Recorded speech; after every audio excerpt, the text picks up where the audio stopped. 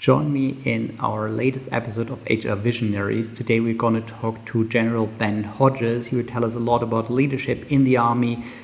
Stay tuned. Welcome to HR Visionaries, where we unlock the secrets of modern HR. I'm Benjamin, your host. Join us as we shed light on today's HR universe with HR leaders and innovators from across the globe. Whether you're an HR pro, a business leader, or just curious about the future of work, this is your shortcut to the forefront of HR innovation. Brought to you by Hyrd, the AI talent attraction platform. Welcome to our new episode of HR Visionaries. I'm very much looking forward to my guest today, General Ben Hodges. General Hodges, thanks for taking the time. Thank you for the privilege. Ben, could you let us know who are you? Can you quickly introduce yourself? I am the former commander of U.S. Army Europe. I was in the Army, U.S. Army for 38 years. My last assignment was just down the road from here in Wiesbaden, Germany, which is the headquarters for U.S. Army Europe. And after that, the last 6 years, I have lived here in Frankfurt, where I am a NATO senior mentor for logistics. I offer consulting to various companies that want to do business in Europe, in the European Union. I help them understand NATO requirements, for example. I spend the majority of my time focused on helping Europe and the United States understand the threat from Russia, as well as the other threats that we're facing, and making sure that the relationship between Germany and the United States, Europe and the United States, stays strong. So those are the kind of things I do. When I was at U.S. Army Europe, we had about 35,000 soldiers permanently assigned to U.S. Army Europe. They were deployed all over Central and Eastern Europe, but the majority, of course, were in Germany and in Italy. And then there were another 15 or 20,000 that came across on a rotational basis, as this was to give us more capability as a response to Russia's invasion of Ukraine back in 2014. So that's what I was doing, and it's what I do now. And it is super interested also to hear your thoughts about the current environment. But first of all, I would want to understand, so you joined the Army at a very young age, probably. What were your thoughts about joining the Army? I did not come from an Army family. My father was a private in the Army back in the 50s. We had the draft back then. And so I grew up in North Florida near Tallahassee. And at the age of 18, I had decided I wanted to go into the Army myself because I was attracted to the idea of the purpose of the Army, the mission, being with other people who were similarly committed, and I liked the physical aspect of being in the Army. So I went to West Point, 1976, after high school, and 4 years later graduated in 1980 as a lieutenant in the infantry and headed straight to Germany, which, of course, during the Cold War, that was the center of everything. It's where I wanted to be. Of course, the Army in the mid 70s was not a great place. Mm-hmm. I mean, this was right after Vietnam. That's probably the only reason I was able to get into West Point, because not many people were asking for it at that time. I don't think I could make it in today. But even though we were in really, really difficult circumstances in terms of morale and readiness of equipment and so on, and our manning was particularly weak. I mean, my first platoon was supposed to have about 38 soldiers. We probably had 20. So way under strength, because recruiting, by this time the Army had become all volunteer. And it was not an ideal time. We were still suffering the repercussions of the disaster in Vietnam. So I have to say, though, that I loved it. I loved the challenge because we were so undermanned. I couldn't waste anybody. I mean, every single person had to be operating at their peak and had to be motivated for what we were doing. And so in a way, this scenario where we were so undermanned and where I did not have the right level of sergeants, where I was supposed to have a sergeant with this much experience and a certain rank, I had to bring somebody up to fill the position. And so in a way, it forced us to be more focused on training and development and putting more responsibility on younger people. And almost every single time, they up to meet the expectation.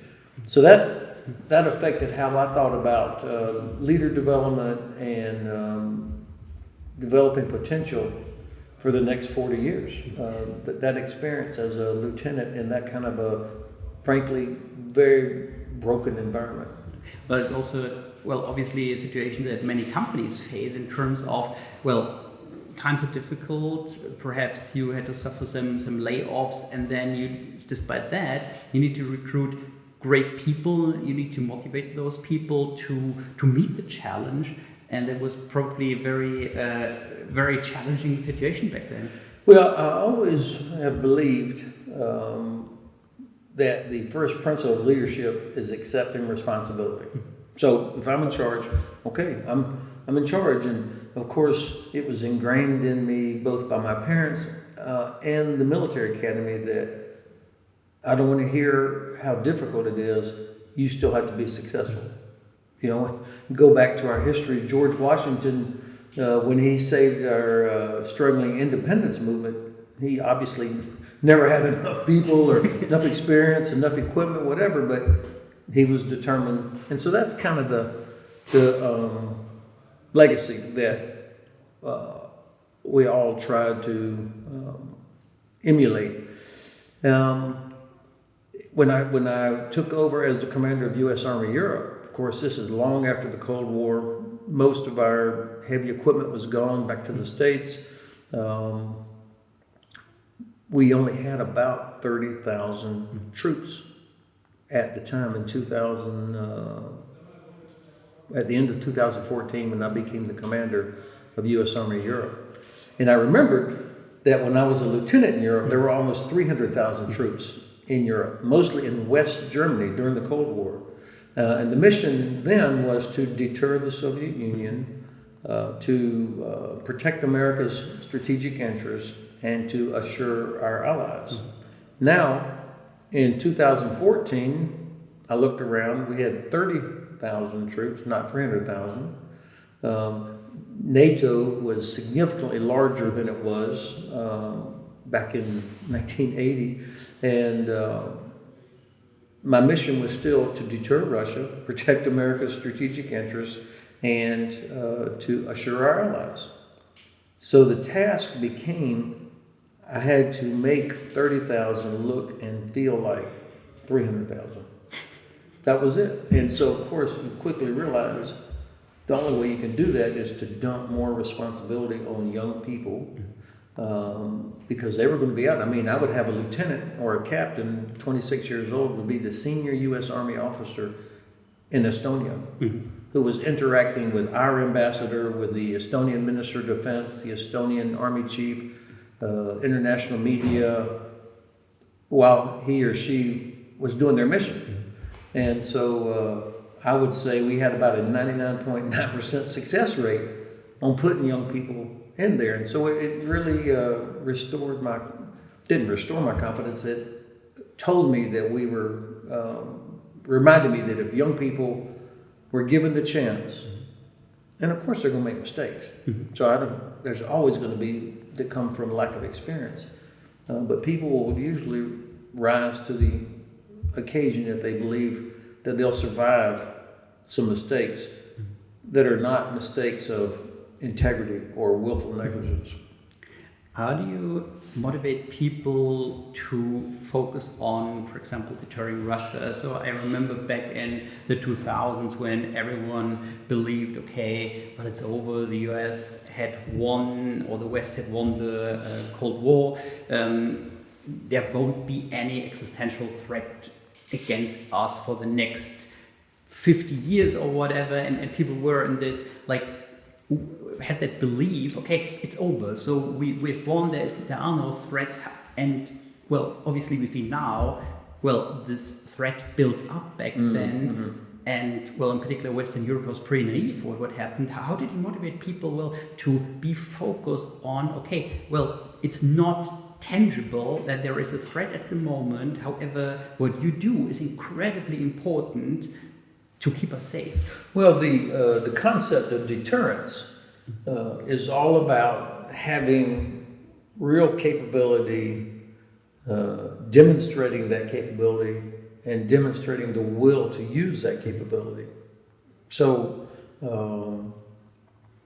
for our potential adversaries back then, whether it was Russia, China, North Korea, whatever, you had to demonstrate that you had the capability to defeat them if they should ever make the terrible decision to attack, or that it will be so painful, so costly, so bloody for them that it's not worth it. I mean, that's what deterrence is all about. And of course, to have effective deterrence, you have to move as fast or faster than they can. You have to demonstrate that you not only have the people and the capabilities, but you have to have the logistics behind it as well.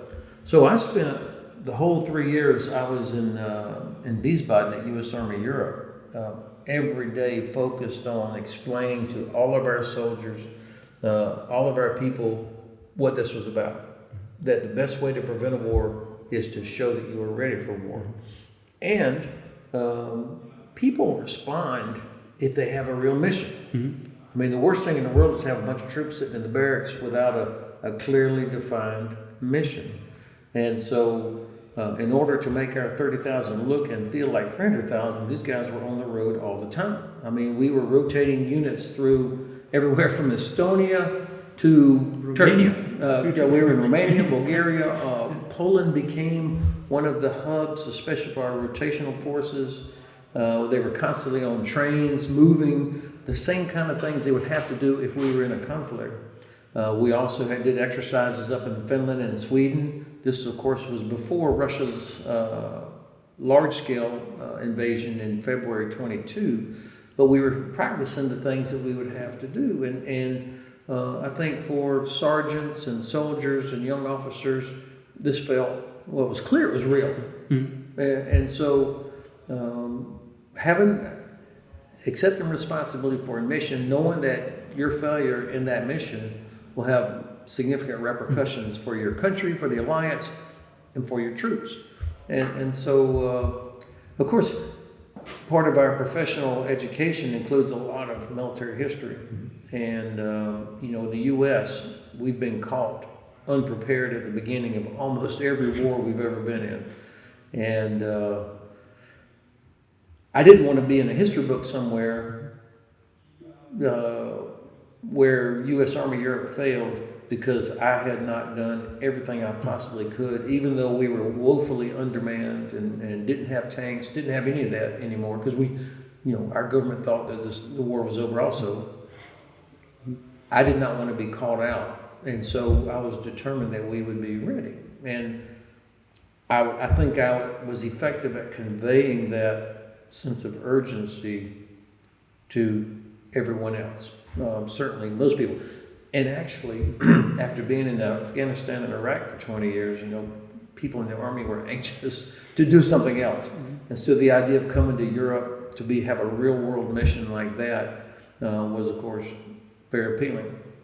How does it feel to be a leader in a situation where people might not listen to you? So there's also this story of Charles de Gaulle telling the French government, hey, this tank warfare is going to change warfare in general a lot, and well, we should focus on concentrate divisions. It's some kind of story that it just came to mind. So where the government didn't listen, and then obviously in the catastrophe of May 1940.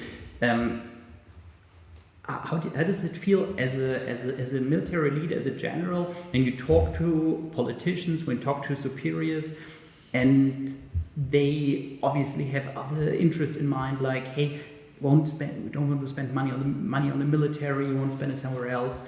and you kind of like fight against windmills all the time. Yeah, that's a great metaphor, because I did feel like Don Quixote occasionally. But look, one of the things that you know growing up as an officer is that we are always under civilian control of the military. It's in our Constitution. You take an oath to the Constitution. All these things, and that's a unique part of our heritage, that our duty is to support and defend the Constitution. So yes, the president's commander-in-chief, but the Congress also has authorities. And so at the end of the day, our job was to make clear to our civilian leaders, here's the requirements. If you want us to do X, this is what we need to do X. If you don't give us this, then here's the risk. And if they say thanks for your interest and thanks for your recommendations, however, this is as much as I can allocate for budget or authorities or whatever, then it's your duty to say, okay, and then you do your best you can with what you have. For sure, my boss, who was the commander of U.S. European Command of all Americans, Army, Navy, Air Force, did everything that he could to make sure that the Congress, as well as the Department of Defense and the administrations, both from the Obama administration and then Trump administration, understood what the risks were. And then you do your best with what you can. I never liked the idea of a general or admiral resigning in protest. Number one, you took an oath to support the Constitution, and so unless it's an illegal order, you're bound to carry out the order. If it's illegal, it's your duty to disobey it. But if it's a legal order, even if you don't like it, you're bound to do it. And plus, a private or a sergeant doesn't get the same privilege. Otherwise, thousands of people in Vietnam would have said, I disagree with the policy, I'm leaving. So, but I liked the challenge, and eventually I got better also at not only using the resources I was given, but also being able to articulate, because you don't want to sound like Chicken Little. If everything's a disaster, pretty soon you have no credibility. So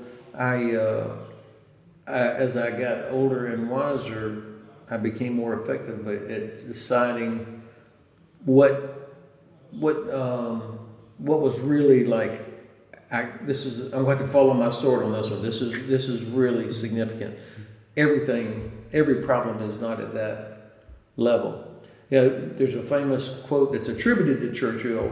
I don't know if he did it, because many things are attributed to him, but I love it anyway. It was in the early stages of the Second World War, and he looks around to his cabinet and he says, "Gentlemen, we are out of money. Now we're going to have to start thinking." And so, the idea that the adversity and the shortages forced them to become very innovative. I like that. Well, I understand that. Well, it's a lot about communication and a lot about communicating to politicians, communicating to your troops. How did you bridge those gaps between the CVs of people working for you? Well, obviously, you are as a graduate from West Point, probably the world's most elite military academy, talking to people who had a different background, different education, both like serving under you, but also like in terms of, well, politicians also have different backgrounds. How did you bridge those gaps? No, that's a great question. First of all, you really have to have your sort of core principles. I mean, what is it? You can't do everything. Also, the leader can't be the only person that's communicating. I was very fortunate over the times that I was a commander to have very good subordinate deputy commanders, the chief of staff, and I did everything I could to make sure that at every level people were in sync on what our messages, what our priorities were. And so the dream would be that a sergeant, long way away from me, would be able to parrot, what our priorities were. And so this make 30,000 look and feel like 300,000 became that sort of mantra. And I came up with that. Actually, my principal target was the Pentagon, because, okay, I understand now that I'm not going to get more people. So in order to be successful, rather than cry about it, here's 5 things that we'll have to do in order to make 30,000 look and feel like 300,000. And these 5 pillars, number 1 was put more responsibility on young people. And that affected our whole leader development. But it also told all the colonels and majors and captains below me, it's okay. We're going to make some mistakes, but don't be reluctant to put a sergeant or a junior officer in charge of something. You have to help prepare them, and you'll have to accept responsibility when there is a mistake. But we can't afford not to use everybody's talent. Mm-hmm. So I remember it was one of the proudest days of my Army life was when one of my officers had been down in Bavaria at a restaurant or something, and she heard a sergeant who had his visiting family at the same restaurant, and the sergeant was telling his wife's family about making 30,000 feel like 300,000 and these 5 pillars. I thought, that's it. That means that the message not only was a good message, but it penetrated like 5 levels of the chain of command, and people got it. And so I don't mean a gimmick, but having a clear thing that helps drive everything else. That was the key. And of course, you have to do it. You can't issue it out one time. And you have to live it. You can't say that I'm willing to tolerate mistakes because this is part of growing, and then crush somebody that makes a mistake. Because then everybody will never believe you when you say it's okay if you make a mistake. They'll never believe it.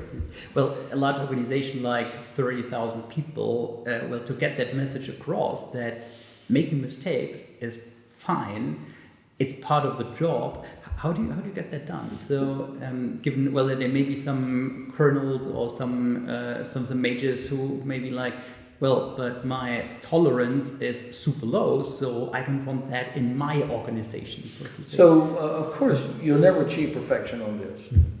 But you have to, by personal example, demonstrate, first of all, I would publicly if I made a mistake on something, I would kind of announce it in a command meeting or on our weekly commanders updates when I've got all the commanders from across the command or on the net, if you will.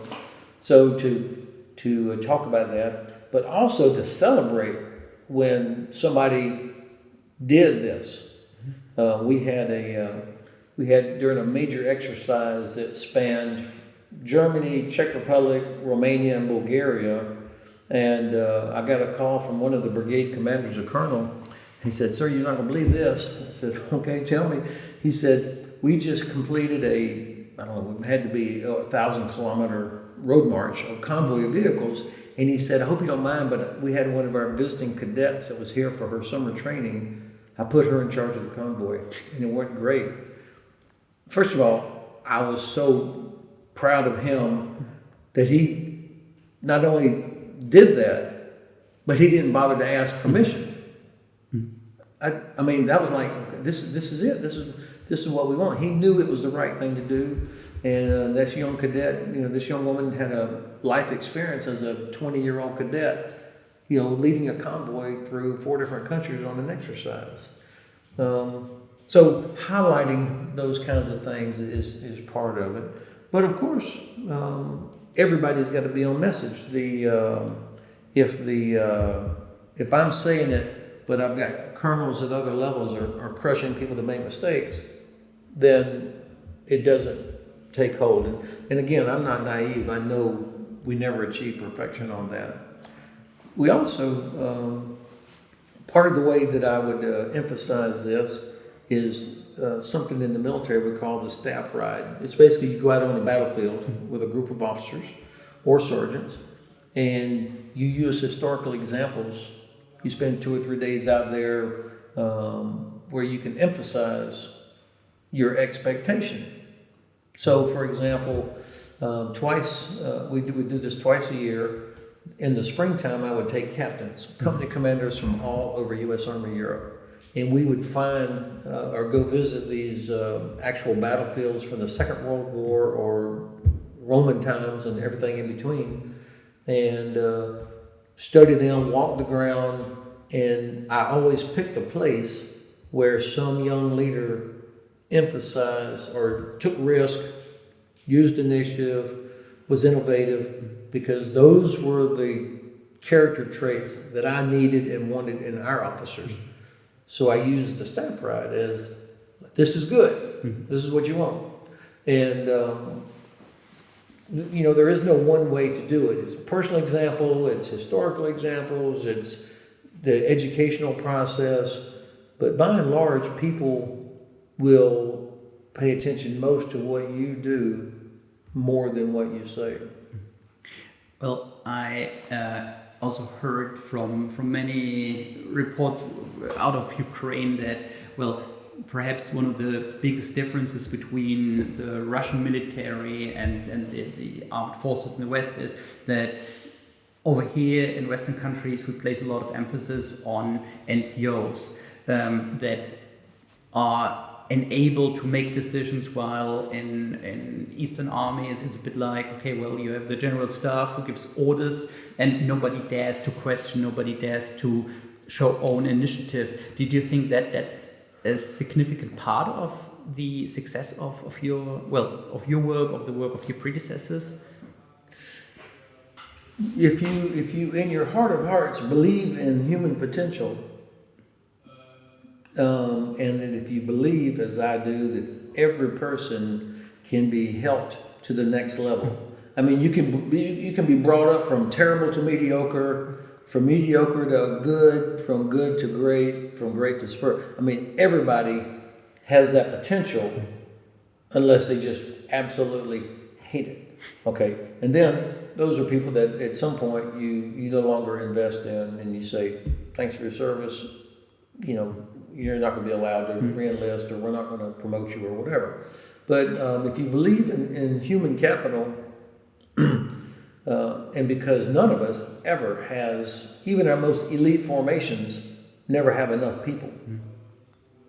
So, and you have to assume that even in normal business, some people are going to be gone off to separate schooling, or if you're in combat, or of course, it just doesn't have to be military. I mean, people get hurt. People, have start families, or they get in a car accident or something. So you're always going to have to be prepared that somebody steps up to fill a gap, whether it's for a few days, a few months, or permanently. Then I think that should make it a priority, not a nice to do, but a priority to emphasize the training and development of every person. There's always a big challenge if you've got a big event coming up, like this is a big exercise or whatever, but you have a sergeant who in the Army timeline is due to go to the next level of education, which is, by the way, a requirement for that person to be promoted to the next level. But if you say, I can't let Sergeant Weller go to this school because I really need him for this exercise. Okay, first of all, you screwed over the person by holding them back from going to a school. Secondly, what does that say about your unit, your organization, that if you lose this one person, the thing's going to fail? Exactly. So once I matured and came to that realization, I never stopped a person from going off to a school or something just because we had an exercise or a big event coming up. So, your reference to the Russian way of doing things, first of all, they absolutely don't care about their people. I mean, you see this today, but what they're doing today is feeding untrained soldiers into this meat grinder with, we're talking about 1,000 a day getting killed or wounded. It was that way under the Tsar. This is not a new thing. And so if that's your mentality, then you have to have a very centralized command and control system that directs these masses, because the Soviet and now the Russian way is all about math. Can you overwhelm with people and you overwhelm with firepower, which is why artillery has always been the central part of the Russian way of war. Ukrainians are not Russians with a different accent. I mean, it's a different sort of people. They're much more Western oriented, and I have to tell you the truth though, we have learned so much from the Ukrainians. When we first started doing training with them back in 2014, 15, after Russia's invasion in 2012, or 2014, I'm sorry. Yeah. After that, when we started doing training, I mean, like, wow, these guys have been under Russian rocket fire, artillery fire, dealing with Russian drones, Russian electronic warfare capabilities. And so we learned a lot from them, how innovative they were. In fact, so much so that we changed our training system for the U.S. Army, because the Ukrainians were dealing with something that we would have to deal with. I had an old boss that told me, he said, Ben, you know what saved the Army after Vietnam, after the disaster of Vietnam? He said 3 things. And I thought he was going to tell me, well, it was the Abrams tank, it was the Apache helicopter. He said, no. He said, we created a national training center, which was a huge investment. And this training center was a place that units would go to train in the most realistic combat environment we could possibly create.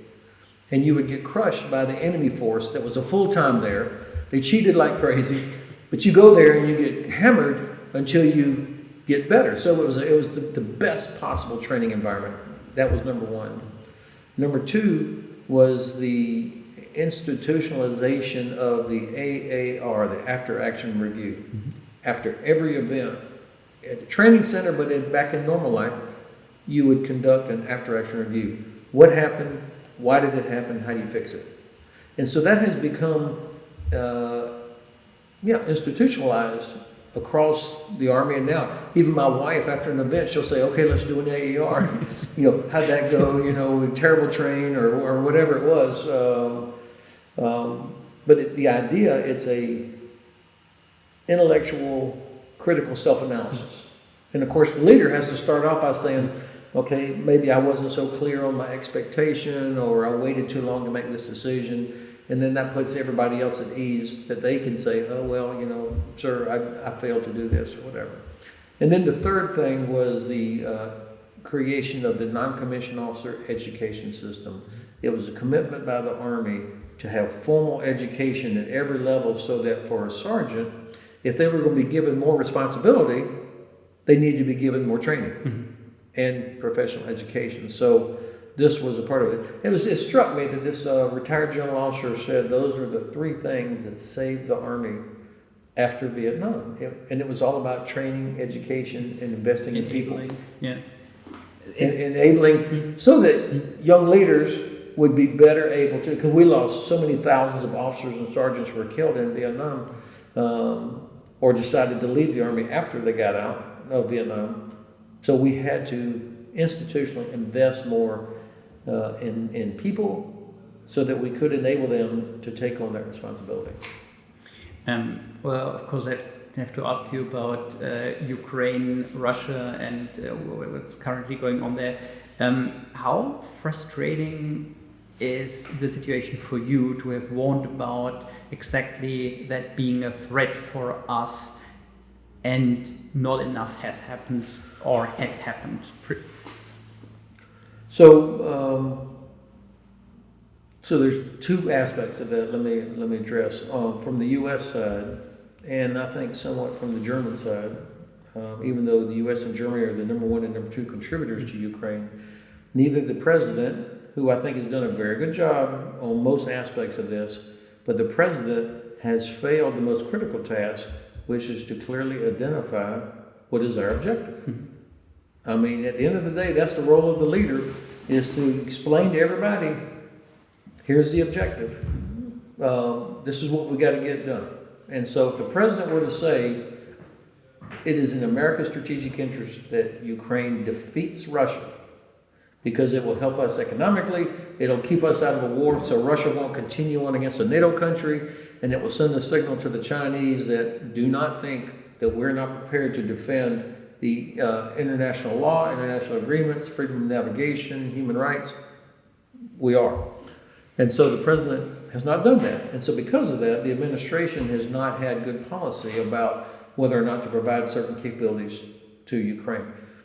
Germany, the same thing. The Bundeskanzler, I mean, who would have thought that a German Bundeskanzler from the Social Democrats would be the number 2 contributor to Ukraine, but he stopped short of saying what the desired outcome is. And I think, so this part is very frustrating.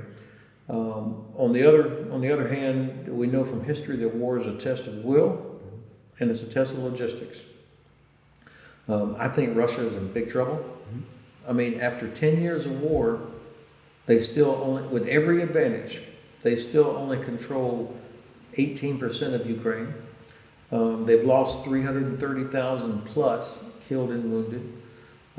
Their Air Force, which is significantly more modern and larger than the Ukrainian Air Force, still cannot fly safely in Ukraine. They have not achieved air superiority, and it looks like last night they just had 2 other very, very sophisticated aircraft shot down over the Azov Sea.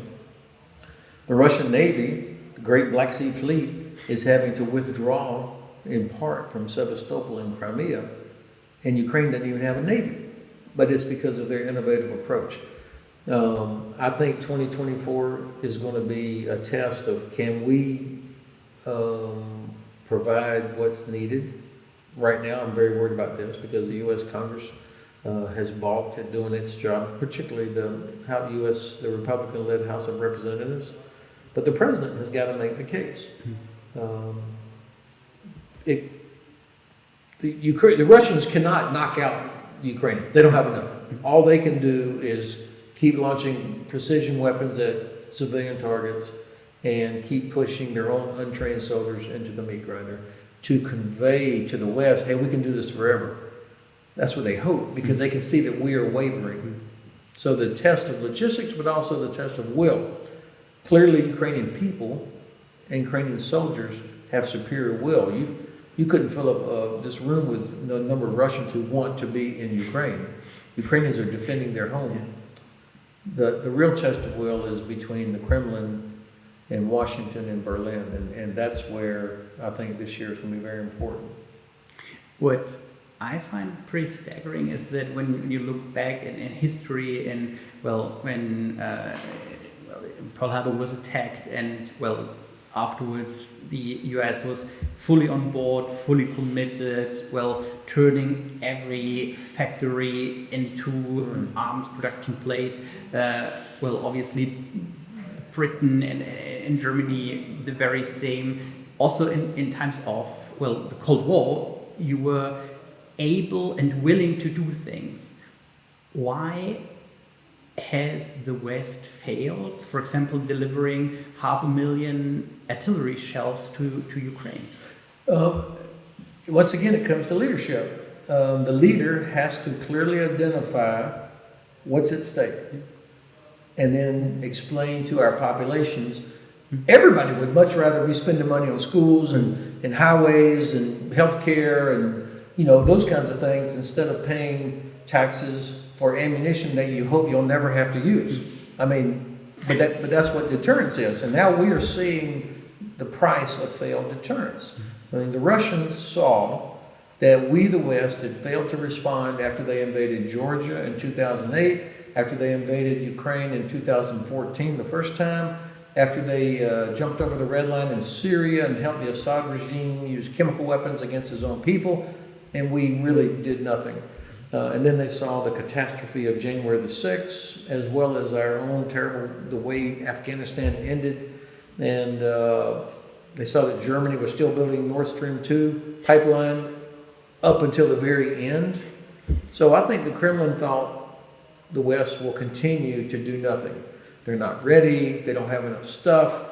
And so I think that in the Kremlin, they thought, let's go ahead and finish the job in Ukraine. Let's destroy Ukraine, the West, they'll shake their fist, there'll be a few more sanctions, but we'll get around those as we always do. And so they launched their large-scale invasion in February of 2022. Now here we are, not only 330,000 Russian troops have been killed or wounded, but who knows how many Ukrainians have been killed. Not that many, but still not as many, but over 100,000 killed and wounded. Destruction all over Ukraine. Millions of people that normally depended on grain coming from Ukraine, not getting it. Energy supplies disrupted. And of course, now the Iranians see that we're struggling, we're not committed here. And I don't think it was a coincidence when Hamas attacked Israel back on October the 7th. Iran is Russia's most important, closest ally, just like Russia is Iran's closest ally. So Iran, through their proxies, the Houthis, Hamas, and Hezbollah, are creating a lot of problems in the Middle East that distracts us and diverts resources. And of course, this has led to real unrest at home with massive protests. Then the North Koreans are providing ammunition to Russia, and the Chinese are watching.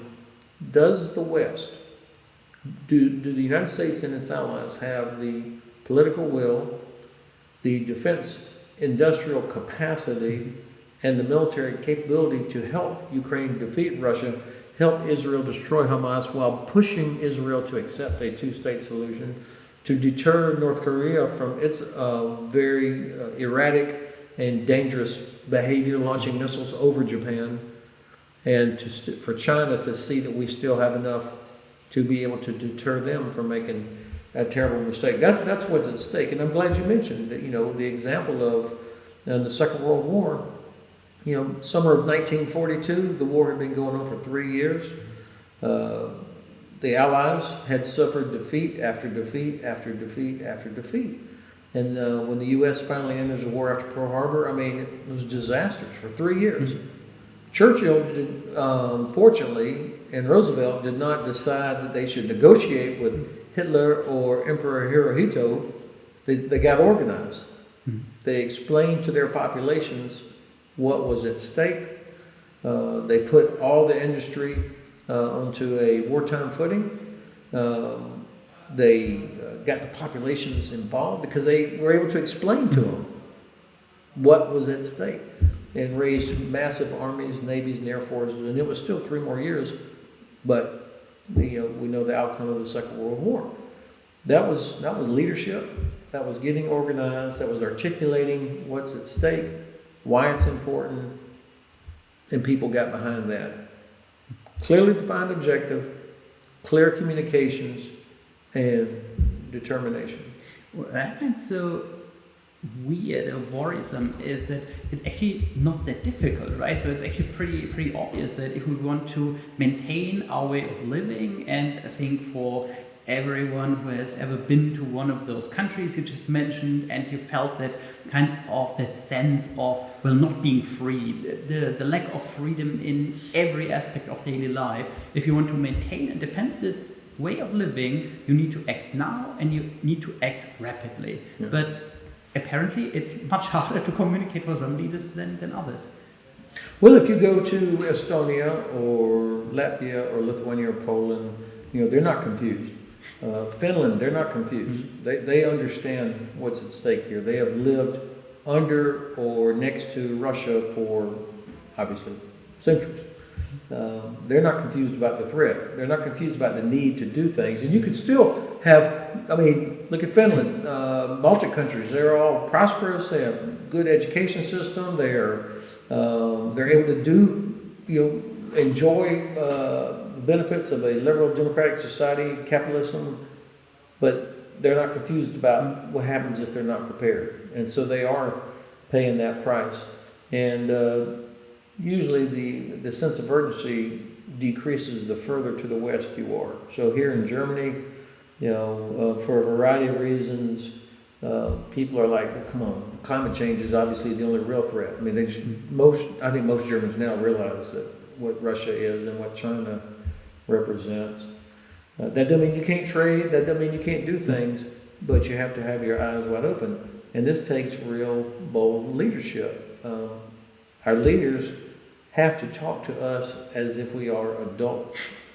And I think right now, too many people don't trust what they hear from their leadership because they don't speak to us as if we were adults. Ben, thanks a lot for your time. I really enjoyed the conversation and all your insights. Great, thanks. Well, I enjoyed it too. You brought back a lot of memories. Okay, loved it. And thanks a lot for watching, for listening. And I'm sure we all learned a lot today about leadership in the Army, how to motivate people, how to get people engaged, empowered. See you next time.